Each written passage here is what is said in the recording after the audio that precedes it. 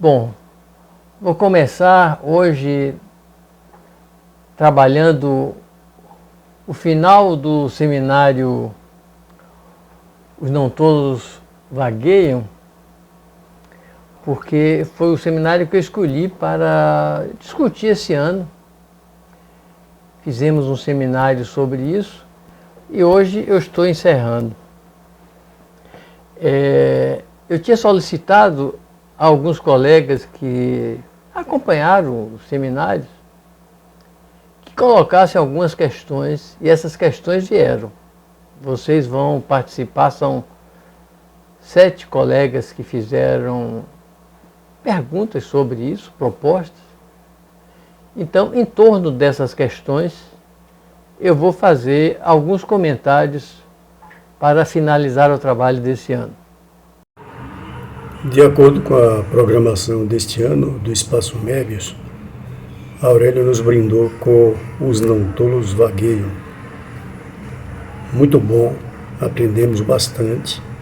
A maneira de Aurélio passar tanto a teoria como a prática nos enriquece muito. Se tivesse de pedir a ele para esclarecer um pouco mais, seria uma questão que está na lição de 9 de abril de 74, quando Lacan propõe substituir nas fórmulas da sexuação aqueles xzinhos que aparecem lá pelo objeto pequeno a.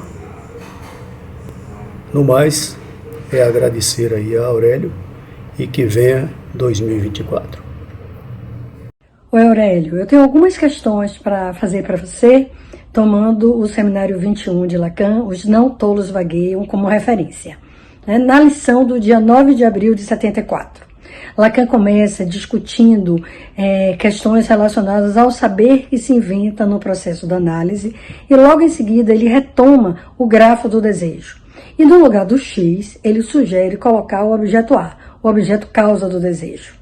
Mais adiante, ainda nessa lição, ele retoma também as fórmulas quânticas da sexuação, que ele trabalhou nos seminários anteriores a esse, e ele vai também sugerir, mais uma vez, no lugar do X das fórmulas quânticas, colocar o objeto causa do desejo.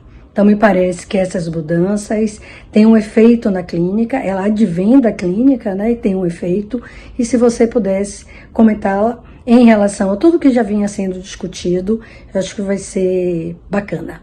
Um outro ponto também é em relação à trança. Então, a gente está acostumado a ouvir alguns colegas sugerirem que a cadeia borromeana pode ser, sim, feita com a trança. Eu sei que isso é possível na topologia dos nós, tomando a topologia da trança, a teoria da trança como uma referência, a gente pode sim alcançar, chegar à cadeia borromeana. No entanto, para a estrutura do falacê, o real, simbólico e imaginário entrelaçado borromeanamente ou não, se ocorrerem lapsos, me parece que a trança não contempla. Então eu diria assim, que a trança contempla a cadeia borromeana, esse objeto da matemática, mas não contempla a estrutura do falacê, real, simbólico, imaginário, em função do que a gente vai chamar, da superposição dos buracos ou do coração da cadeia borromeana, ali onde está localizado o objeto causa do desejo, equivalente ao sujeito barrado, sujeito do inconsciente. Como efeito de Lalang, real, simbólico e imaginário, eles se inodam a partir desse buraco. Então, também se você pudesse comentar essa diferença entre a trança e a cadeia borromeana, eu também vou ficar super feliz. Obrigada, tchau, tchau. Olá, Aurélio. Eu trago aqui 2 questões que eu gostaria que você desenvolvesse mais, falasse um pouco mais para a gente. A primeira sobre a noção do ato, que se conduz com o dizer e não com o que é dito. Então, nos fale um pouquinho mais sobre esse ponto. E a segunda questão é sobre a relação da interpretação do analisante com o efeito de gozo. Você sempre nos lembra, que a interpretação deve vir do analisante, não do analista.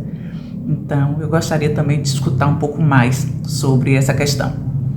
Obrigada. Aurélio, no seminário 21, Lacan faz uma pergunta, que é: onde se situa a escrita? E nesse momento ele faz referência ao artigo A Instância da Letra, dizendo que ele poderia ter chamado esse artigo A Instância do Significante no Inconsciente, mas opta por chamar A Instância da Letra, marcando aí o lugar privilegiado da escrita na psicanálise. E fica claro no seminário 21 que ele muda o estatuto, ele dá um novo estatuto à escrita na psicanálise e atribui também ao real, diferente do que acontecia anteriormente, um lugar privilegiado no seu ensino. Você pode desenvolver melhor essa ideia de Lacan, essa mudança no ensino de Lacan? Aurélio, uma questão.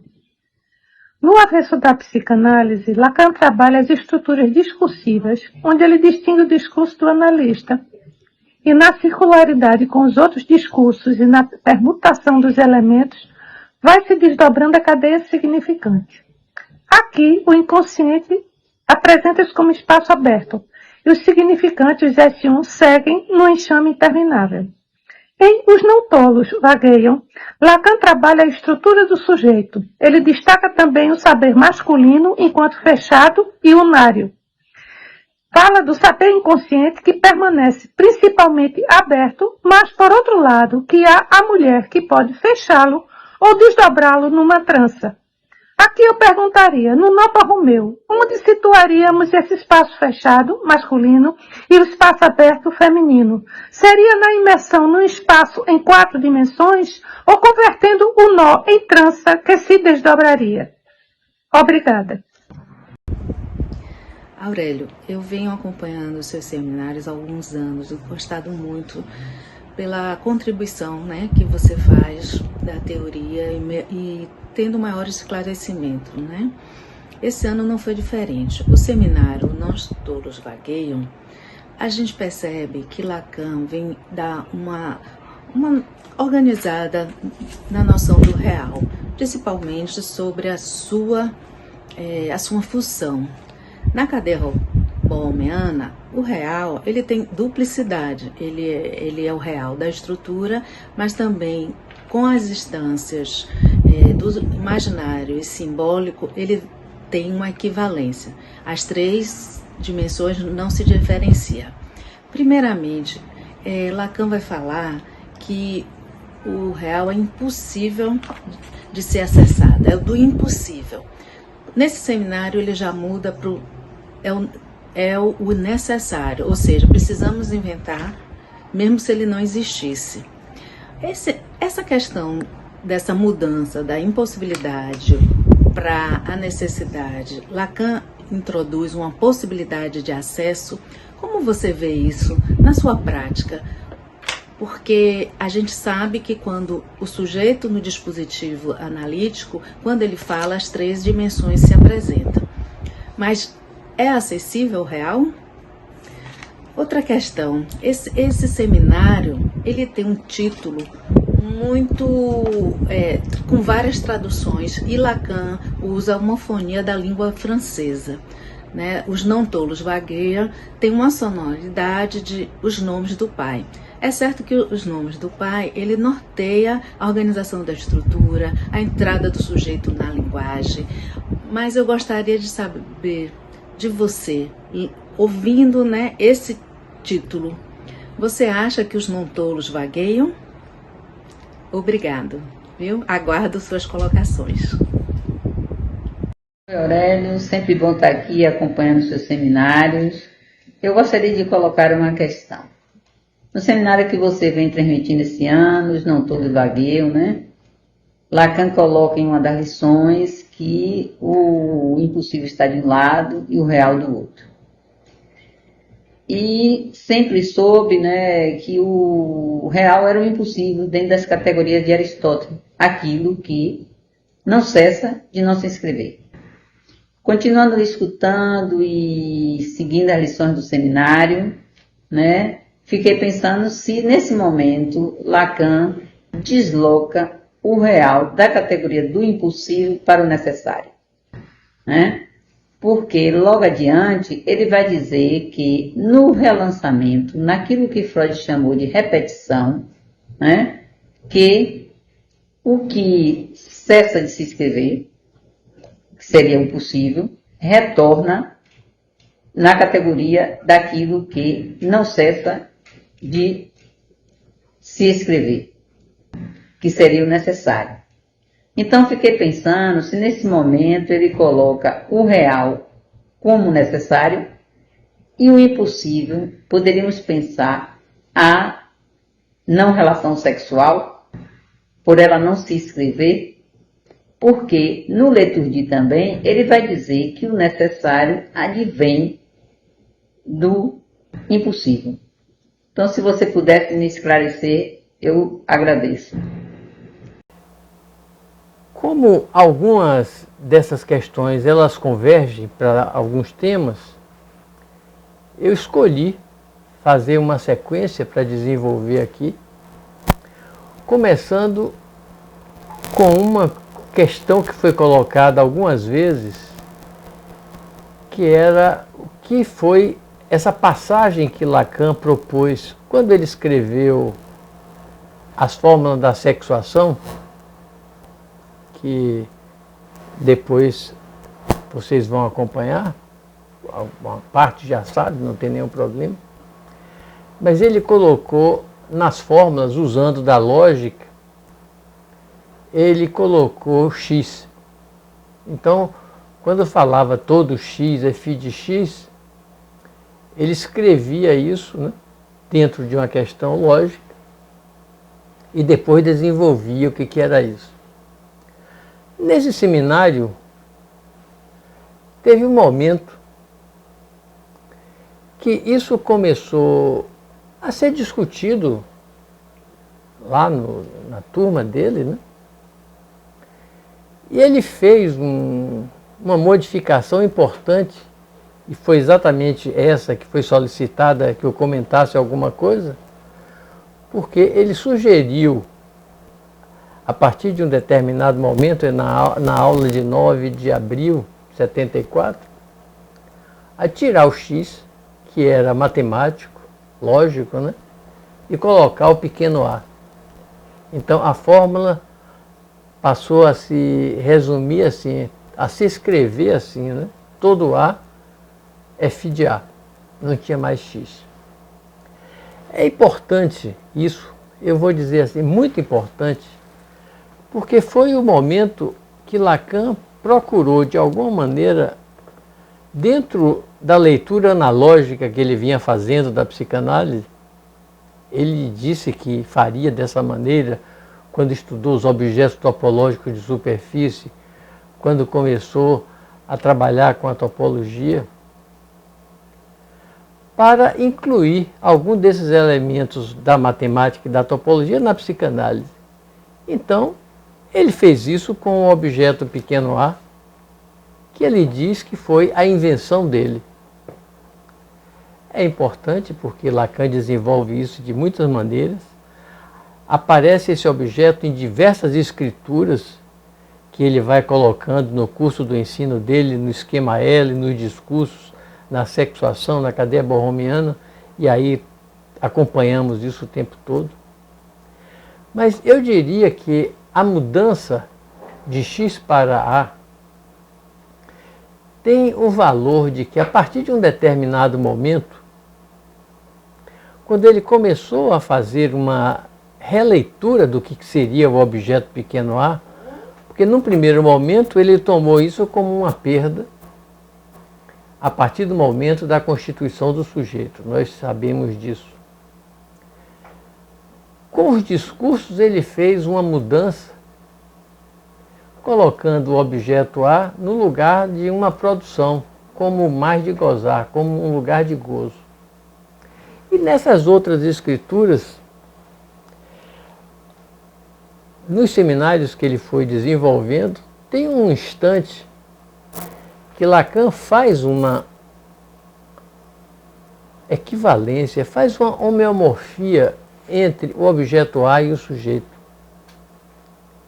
E isso tem um valor que eu diria muito importante dentro da concepção que ele fez, dentro das escrituras que ele propõe, inclusive essa, porque a partir daí ele vai chamar a atenção de que, por exemplo, quando Freud dizia que o eu deve retornar no lugar do isso, wo es war, soll ich werden, né? A expressão que Freud usava, Lacan vai dizer uma outra coisa. Lacan vai dizer assim: o que tem que se fazer advir na análise é o objeto A, não é o eu. Então, nesse momento, ele se coloca numa posição diferente de Freud. Mas é claro que tem todo um contexto, porque o objeto A, aí no caso, não é mais uma perda, um produto. Ele o identificou ao próprio sujeito, chamando o sujeito o objeto da psicanálise. Então, o objeto A ganha esse valor.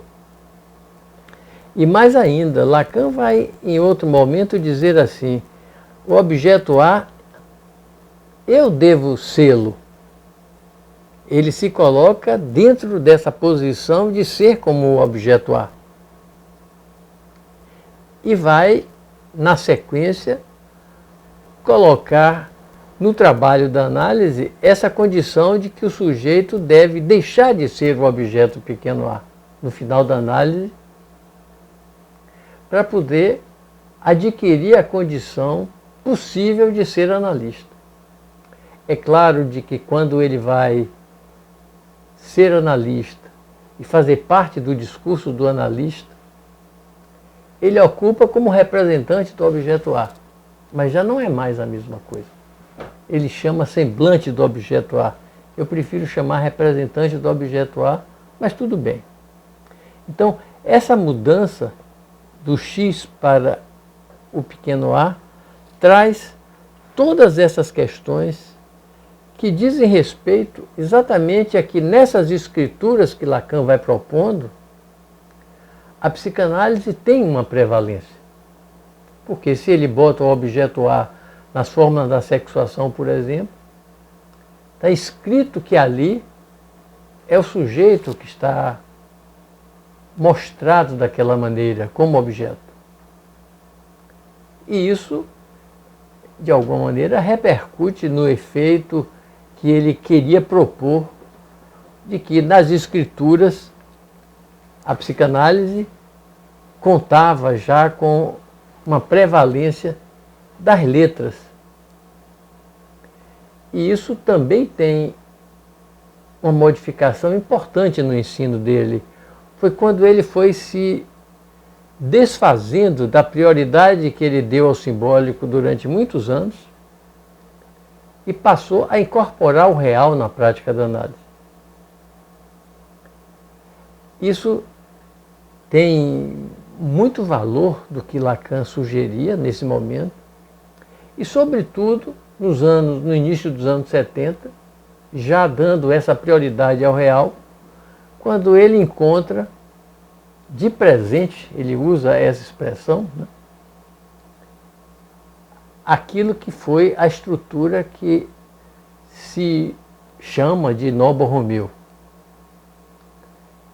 Ele recebeu isso num dia, ele foi informado isso num dia, no outro dia ele já apresentou no seminário, falando da importância que aquilo teria para a psicanálise, porque passaria a representar as três dimensões das realidades do sujeito, o real, simbólico e imaginário, enlaçados de uma maneira especial, que ele já tinha falado isso numa frase que ficou muito emblemática quando ele disse a primeira vez,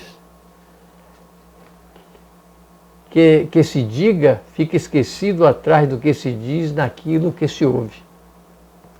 Nessa frase, o real, simbólico e imaginário já estariam presentes os três. Mas com a cadeia borromiana, ele mostra isso de uma outra maneira. E do início dos anos 70 para frente, até os anos 80, ele trabalhou com isso o tempo todo, dando um efeito importante na prática e na teoria da psicanálise, e às vezes fazendo algumas questões que eu vou dizer assim, discutíveis nessa leitura analógica que ele propunha, quando ele, por exemplo, começou a usar as tranças também. Eu vou falar mais adiante um pouco sobre as tranças, porque faz parte de um comentário que Liane colocou, mas aqui no momento eu vou ficar só com essa escritura borromiana do real simbólico imaginário, chamando a atenção da importância que a partir desse momento a ênfase que Lacan deu à noção das letras. Ele já tinha dado antes. Um pouco antes ele já tinha falado. Por exemplo, quando ele trabalhou com os discursos, ele fez uma definição da psicanálise a partir dos discursos de uma maneira bastante controvertida, que a psicanálise era um discurso sem palavras. É uma questão muito emblemática quando ele diz isso, a psicanálise é um discurso sem palavras, porque o que ele queria dizer com isso era exatamente sinalizar a importância dos 4 discursos que ele sugeriu de início, né? Porque depois nós sabemos que ele coloca mais um, que é o discurso do capitalista. Mas ele, tomando a noção do discurso como um laço social, e mais uma vez aí, o social no caso não é compartido no social da cultura, mas é numa relação a dois. Numa relação que se estabelece entre o lugar do sujeito e um outro lugar que não é de outro sujeito, mas é do objeto. Então, esse laço social se faz dessa forma. E traz uma consequência, porque quando Lacan escreve os discursos, ele dá uma prioridade a lugares, porque de início 2 lugares, o do sujeito e do objeto, depois esses lugares se duplicam, ficam um quadrípode, formado por letras. E ele diz exatamente que o discurso analítico é algo que se inaugura a partir de uma relação de lugares e letras. E eu vou incluir números também, né? Porque tem o S1 e o S2 que aparecem aí. Mas, de qualquer forma, nesse laço social que estabelece os discursos e que Lacan, de início, colocou 4 discursos que chamou de radicais, o discurso do analista, o discurso do mestre, o discurso do histérico e o discurso do universitário. Ele, em algum momento, chama o discurso do histérico também de discurso do analisante. E isso tem uma repercussão, eu já estou insistindo nisso, porque ele vai abrindo mão da prioridade que ele deu ao simbólico durante muitos anos. É claro que a partir dessa frase que eu falei há pouco, a partir da cadeia borromiana, o simbólico, o imaginário e o real, eles ganham uma homeomorfia e ganham uma equivalência para estarem presentes o tempo todo de uma maneira absolutamente lógica, topológica, onde nenhum deles desaparece. Eu digo assim porque durante muito tempo Lacan trabalhando com a lógica, ele trabalhava com 2 e um terceiro excluído. E a partir da cadeia borromiana, os 3 estão presentes. É 3 que fazem 1.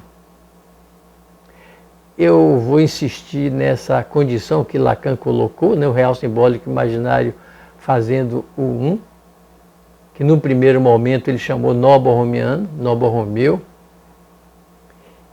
Depois ele vai dizer que é uma cadeia. E eu acho importante que nós possamos também fazer essa mudança. de considerar de que essa estrutura borromiana não é um nó, porque um nó é cada um dos aros. Tem um nó que representa o simbólico, tem um nó que representa o imaginário e tem um nó que representa o real. Mas eles três fazem um, que Lacan chamou de nó borromeu e depois de cadeia borromiana. Agora, tem também uma passagem importante, porque num primeiro momento, e isso foi alguma das questões colocadas também nas perguntas, Lacan coloca no coração da cadeia borromiana esse objeto pequeno a. Uma das escrituras do objeto pequeno a é exatamente fazer parte do coração da cadeia borromiana, no centro da cadeia borromiana, como mais de gozar. Portanto, ele coloca nessa posição central da cadeia borromiana um lugar de gozo. E o que é que ele faz em seguida?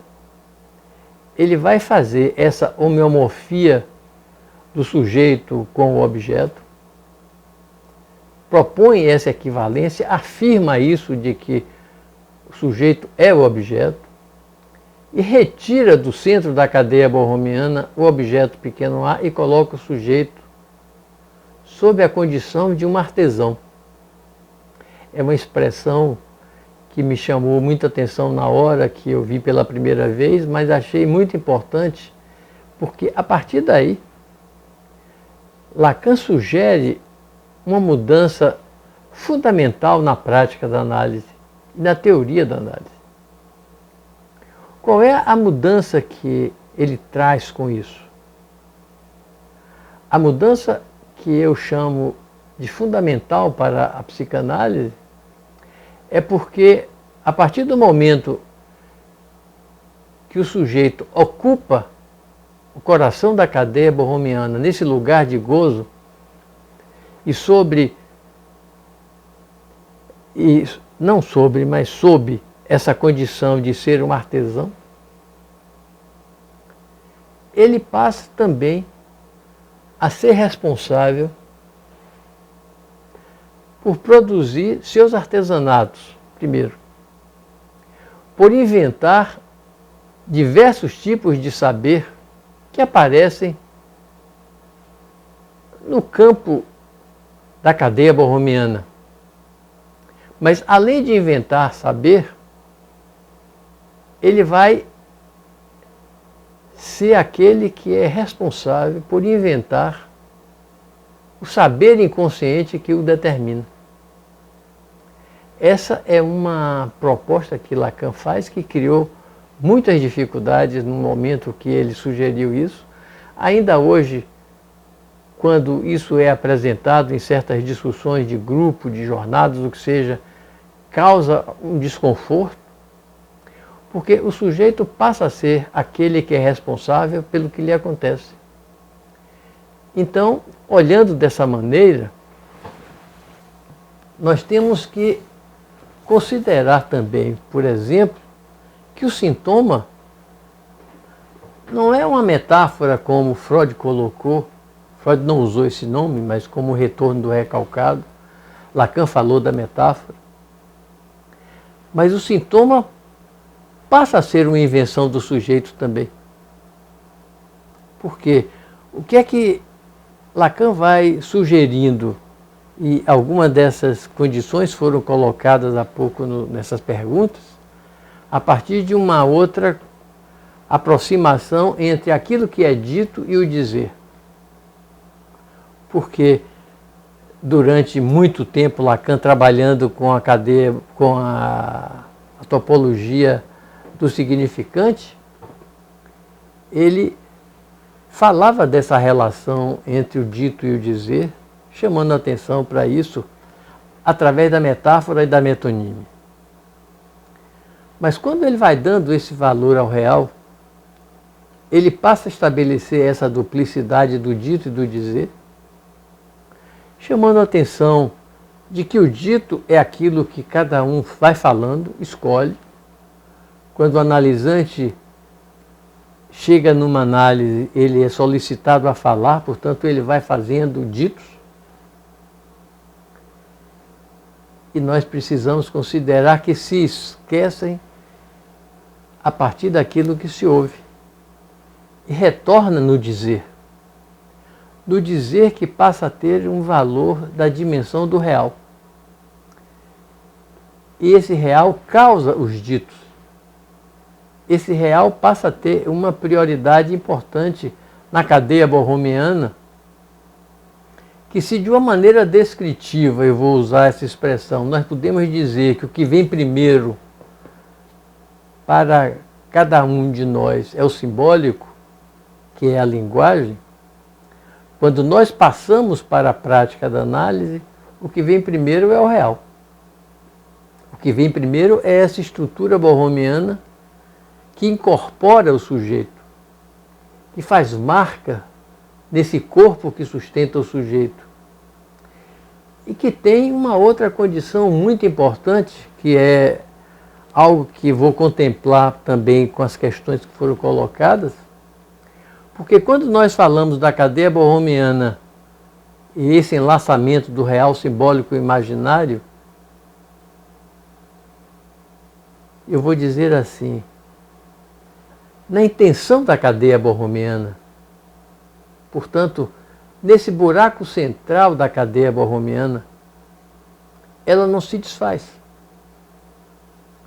Ela se mantém sempre unida, essas três consistências, essas três dimensões, construindo esse buraco que passa a ser ocupado pelo sujeito, ocupando esse lugar de gozo. E isso traz uma outra consequência para o sujeito, que Lacan fala de que ele fica como marcado por uma condição de sofrimento e de culpa desde o início da existência dele. Porque, a partir daí, nós temos que considerar que nessa condição de artesão, ele tem que fazer os artífices dele para se defender dessa condição de gozo. Porque, como Lacan vai sugerir na leitura que ele faz de Freud e na sequência que ele dá para isso, se nós deixamos que a vida vá adiante sem tomar uma atenção sobre ela, sem tomar um cuidado sobre ela, a errância que a vida nos leva só tem um lugar para chegar. É a morte. A vida leva à morte, porque no começo da existência do sujeito, concebido dessa maneira que eu estou falando, há uma condição de gozo, de sofrimento, de algo que devasta a existência dele. E ele, como um artesão, num corpo de criança, no corpo de bebê, no corpo de adolescente, no corpo de adulto, no corpo de idoso, ele tem que se responsabilizar para saber fazer algo que possa defendê-lo desse gozo primitivo. Lacan chega a equivaler esse gozo primitivo ao pecado original. São momentos em que ele se aproxima da religião, faz uma certa convergência da psicanálise com a religião, depois ele se separa, mas ele continua um homem de fé sempre. Mas, de qualquer maneira, isso nos convoca a considerar que a prática da análise não é uma prática curativa para colocar o analisante que sustenta o sujeito como um ser normal no final da análise. Não. O final da análise vai procurar retificá-lo, vai procurar ajudá-lo a saber fazer com esse tipo de gozo que o afeta e que ele tem que se proteger disso para não morrer antes da hora. E dá um saber fazer a isso, Lacan usa essa expressão, saber fazer com o objeto pequeno a, fazendo construções para a sua existência. É nisso que ele vai considerar a psicanálise como uma estética, usando dessa estrutura do objeto A, fazendo contornos, fazendo coberturas do objeto, a cada momento diferente, através de ficções, e não é só ficções no sentido da gramática, como habitualmente se pode pensar, mas Lacan inventa um neologismo quando ele fala da ficção, ele escreve com F-I-X-C-A-O. A tradução ficaria dessa maneira. Que é isso que o sujeito vai fazendo no curso da análise. Ele vai construindo a cada momento que ele fala uma ficção. Lacan usa uma outra expressão, ficção também, para ir aprendendo como se proteger disso. E é nessa hora que, na cadeia borromiana, nós temos a diversidade de gozos que aparecem. Gozo fálico, gozo do outro, gozo sentido, até o gozo do objeto, que são formas que afetam o sujeito, já de uma maneira que eu diria assim, minimizada. Porque o gozo primitivo, o gozo primário seria o mais devastador de todos. Mas à medida que essa estrutura borromiana, construída a partir de um somatório que Lacan chamou de la língua, né? Com essa estrutura da linguagem, ela vai possibilitando ao sujeito usar dessa estrutura, usar disso na análise, para ir se protegendo, para ir inventando coisas que possam protegê-lo. Isso traz, no caso da análise, essa diferença, foi uma das questões também que apareceu hoje para falar sobre isso, Patrícia comenta sobre isso, a relação sobre o dizer e o dito. Porque, no caso dos ditos, é aquilo que se fala. É aquilo que o sujeito, ao entrar na análise, na condição de ser suportado pelo analisante, ele vai falar. Ele vai dizer besteiras, como Lacan sugere, e que não tem problema, ele pode falar o que quiser de reza a palavrão. Construindo ficções que façam parte dessa invenção que é possível e que leve com que ele possa vaguear. Eu usei a palavra vaguear aqui porque faz parte da tradução nossa do significante, mas é interessante porque quando Lacan diz assim, os não tolos vagueiam, fica parecendo que os não tolos caminham, os não tolos andam, os não tolos se deslocam. É assim também. Mas quando ele diz os não tolos errem, no francês, les non-dits errent, pode comportar essa ideia também de que os não tolos erram. E não é um problema errar. Porque ninguém é perfeito. Ninguém pode, vivendo dentro dessa concepção estrutural, linguageira, acreditar que é um artesão que se protege e que nunca erra.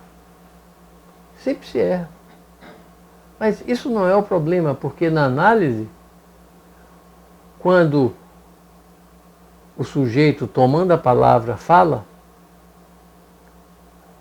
realiza ditos, qual é a função do analista? Não é compreender o que os ditos querem dizer. Não é dar um sentido ao que os ditos trazem e que fazem o sujeito gozar à medida que ele procura dar um sentido àquilo que fala. Se goza quando se fala. Mas qual é a função do analista? É ouvir aquilo que o analisante que sustenta o sujeito fala, o que o sujeito fala. E eu estou insistindo aqui porque na tradução do texto isso traz algum problema. Não é uma questão de escutar. Eu diria, é uma questão de ouvir. Porque se você ouve, você dá uma prioridade à jaculação das palavras. Você dá uma prioridade à presença das letras. Você dá uma prioridade dentro dessa concepção borromeana a uma possibilidade de que as letras, pela vizinhança topológica que elas têm na cadeia borromeana, elas possam mudar de posição nas palavras e nas frases. Elas podem mudar de forma. Eu dou sempre um exemplo que é emblemático para a gente no português: poder, pobre e podre. São três significantes que podem ser revestidos, podem aparecer na fala e uma substituindo a outra. Então, quando o analista ouve o que o analisante fala, acompanhando a sequência do que ele vem dizendo, a função dele é intervir. É fazer até um tipo de provocação, com algum cuidado, alguma prudência e tolerância. Porque num primeiro momento, quando Lacan foi lendo Freud, um dos textos mais inaugurais dele, ele colocava o analista na condição de mestre. Ele falava de um analista como mestre e falava da possibilidade de que a intervenção do analista ganhava uma condição de interpretação, de que o analista sabia. Só que Lacan foi descobrindo que essa condição que ele leu em Freud, que interpretou em Freud, que desenvolveu nesse primeiro momento, colocava a interpretação que o analista fazia numa possibilidade de desenvolver uma posição paranoica da análise. Porque ele interferia na fala do analisante a partir de uma condição que estava nele. É como se ele não ouvisse, mas escutasse. Então, isso tem um valor, eu vou insistir nessa questão, porque Lacan vai modificando isso quando ele vai dando uma prioridade à noção da escritura, ele vai dando uma prioridade à noção das letras, ele vai colocando a psicanálise como um discurso sem palavras, como eu dizia há pouco, ele vai dando essa estrutura como sendo de uma dimensão do real. E nessa condição, o analista vai convocar o analisante, sugerir, intimá-lo talvez, a que ele possa fazer uma outra leitura daquilo que ele disse,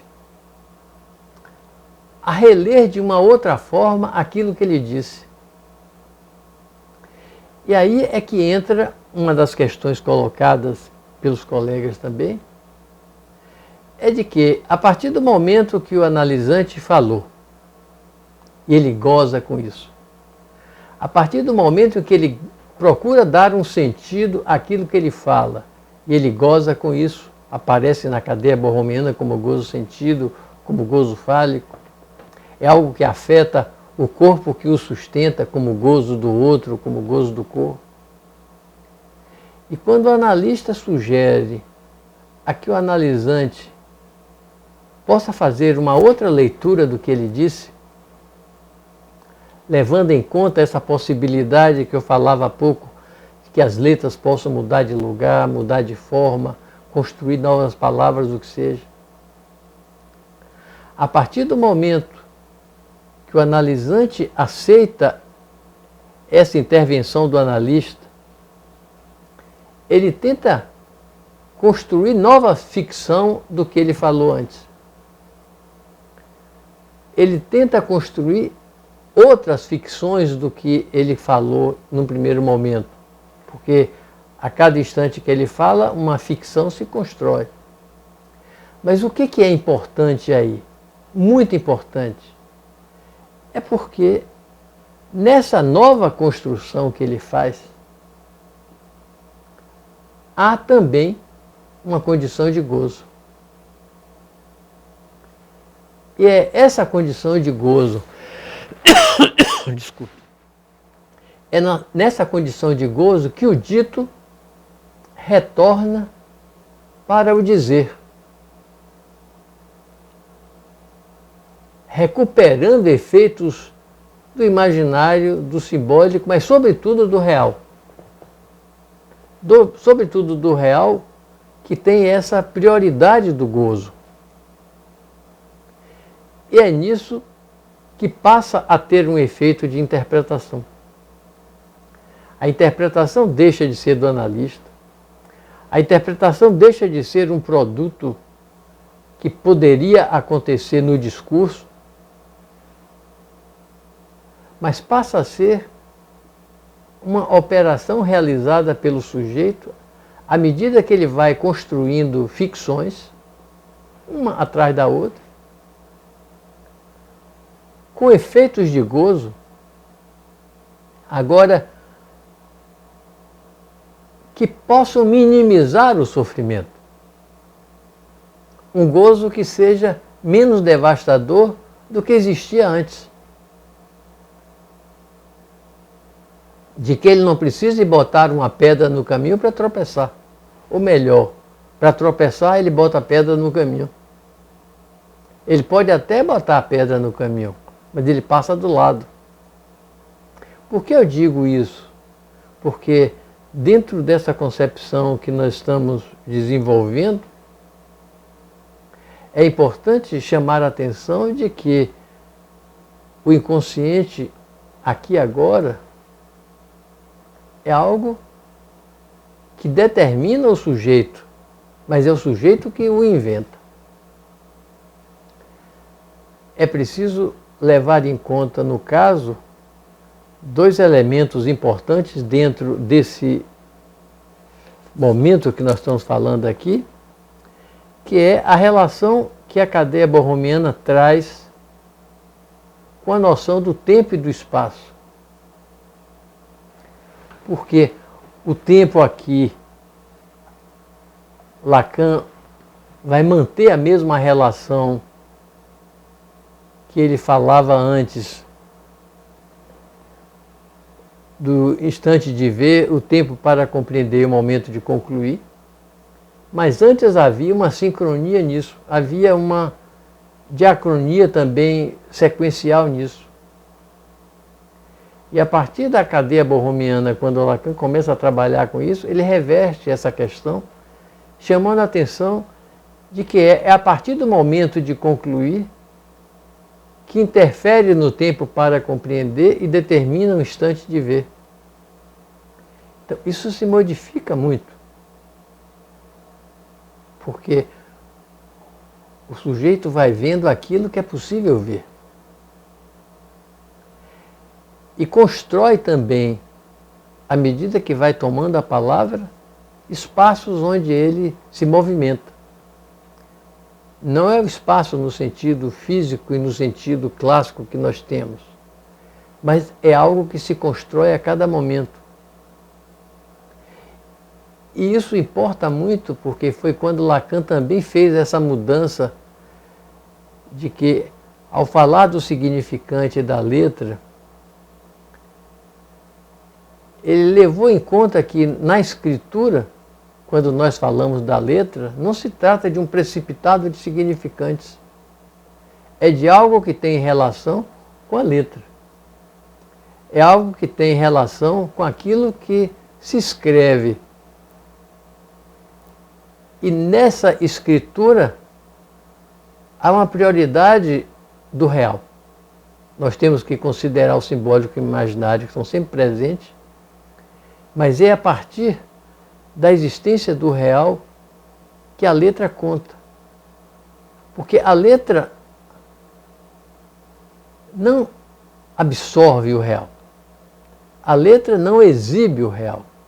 A letra constrói bordas nesses pedaços do real, construindo ficções, construindo saberes, possibilitando ao sujeito inventar coisas ditas que possam minimizar o sofrimento dele. É a diferença entre a cadeia borromiana e a estrutura e a cadeia simbólica que Lacan trabalhou no primeiro momento. É a relação entre o dito e o dizer. Porque o real causa o dizer, mas o dizer não absorve o real inteiro.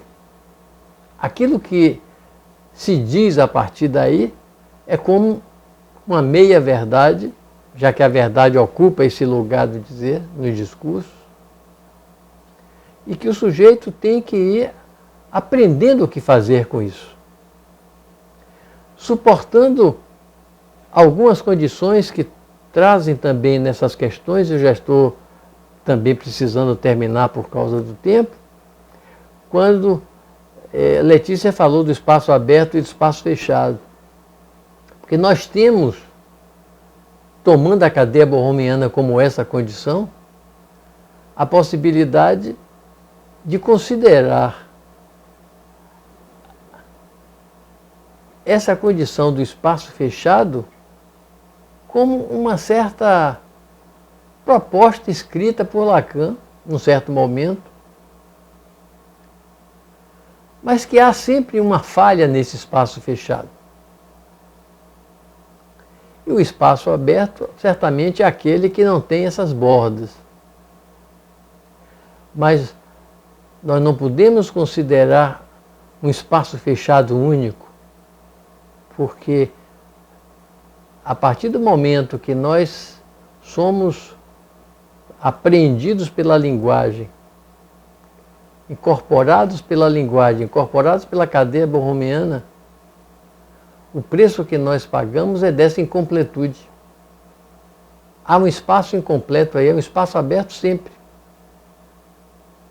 E nós vamos fazendo o que é possível para proteger isso.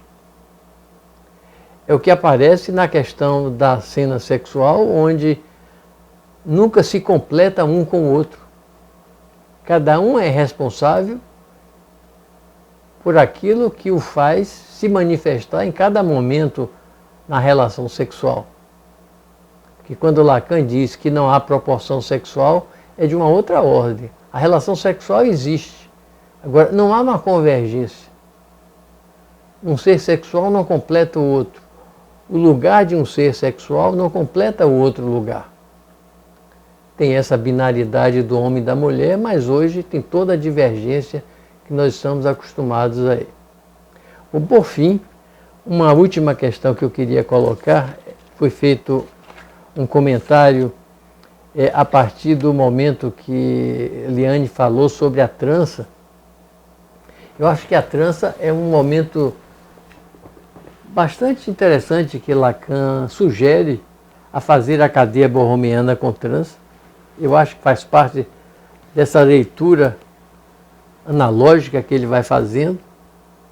Mas tem uma questão importante, porque quando nós falamos da cadeia borromiana no início, a proposição que Lacan desenvolve é que ela é 3 que faz 1. Quando nós falamos da trança, é como se nós começássemos de 1, outro 1, portanto 3, que vai fazer 4, ou vai fazer 5, que seja. Porque, descritivamente, a trança serve para dar todo esse desenvolvimento que eu estava falando há pouco, que Lacan dá também, sobre a cadeia borromiana. Mas ela não tem o rigor do 3 que faz 1. Porque para uma trança ser realizada, tem que ter uma reta, outra reta e outra reta, para que elas se construam. Então, isso é uma coisa, é uma sugestão, é uma hipótese, é uma leitura que eu faço e que cada um vai fazer ao seu modo, usando ou desusando isso. Eu acho que quando Lacan trabalhou com a trança, ele estava encantado com certas questões que ele estava lendo na época e quis fazer isso. Mas eu acho que nós temos que olhar com mais cuidado essa questão do 3 que faz 1 na cadeia borromiana. E é a mesma coisa do desenvolvimento que ele vai dar ao Saint-Thome, no Seminário 23, quando, para construir essa noção que ele dá um valor importante, ele propõe uma condição que desfaz o que ele vinha fazendo até então. Porque para que o Saint-Thome faça a conexão real, simbólica e imaginária, ele desfaz a estrutura borromiana, coloca um anel sobre outro e depois encadeia com o Saint-Thome. Eu acho que isso é uma condição a ser discutida. Nós vamos trabalhar isso no próximo ano e ver como é que fica para cada um. Eu sei que talvez não tenha contribuído com todas as questões que foram colocadas, mas fica para uma outra oportunidade. Quero agradecer aos colegas que proporcionaram esse momento e que possamos fazer uma boa passagem de 23 para 24. Até breve.